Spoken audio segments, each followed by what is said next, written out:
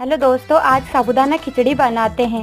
एक गैस पर एक कढ़ाई रखेंगे, उसमें मूंगफली दाने को ड्राई रोस्ट कर लेंगे।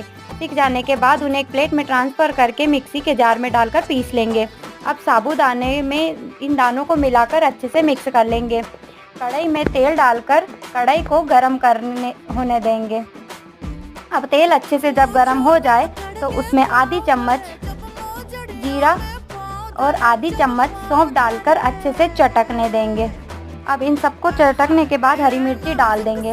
हरी मिर्ची को अच्छे से मिलाकर तल लेंगे। तलने के बाद में आलू डाल देंगे।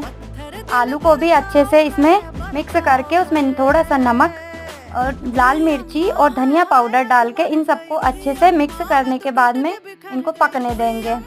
अब ये पक जाए उसके बाद हम साबूदाने में थोड़ा और नमक डालेंगे और साबूदाने और दाने का ये जो मिक्सचर बना अब ये खाने के लिए तैयार है।